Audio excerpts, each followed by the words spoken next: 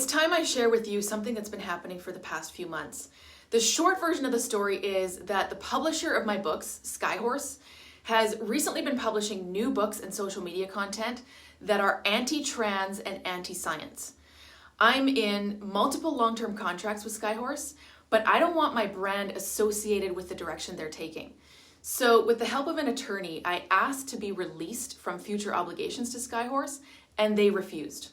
Here's a little background. I was hoping to change two specific clauses in my contracts: non-compete, which prevents me from working with any other publisher, and first option, which means Skyhorse has dibs on whatever book I write next, regardless of topic. Here's the letter I wrote to Skyhorse's associate publisher, with whom I've worked over the years. Thank you so much for the opportunity to work with Skyhorse for the past 10 years.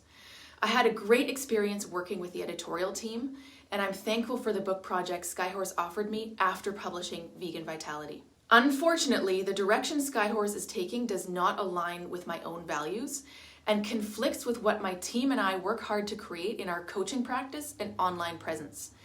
Thus, I can no longer in good faith continue my working relationship with Skyhorse or support it as a business.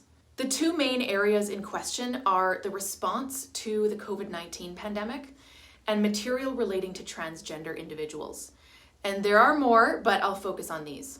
I'm very disappointed in Skyhorse's decision to publish a children's book about being unvaccinated, written by a non-medical professional, no less.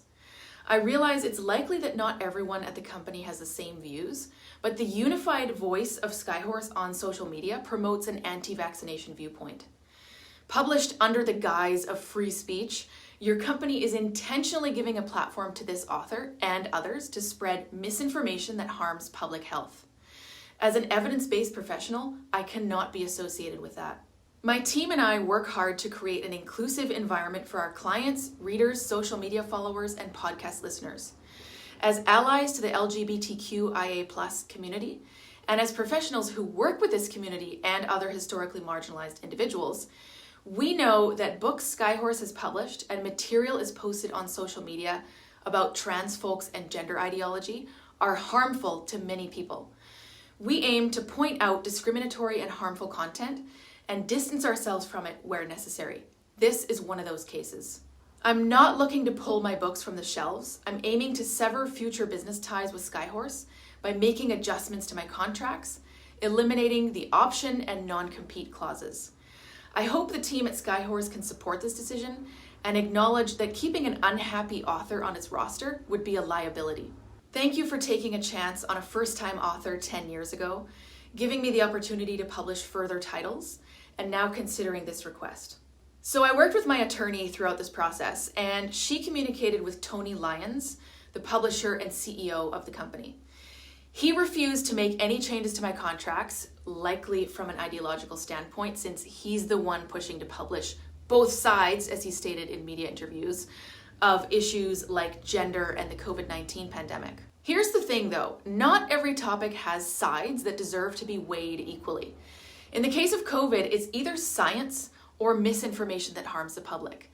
In the case of gender and trans issues, on one side we have human rights, and on the other we have bigotry. These are not constructs that should be compared on anywhere near the same plane.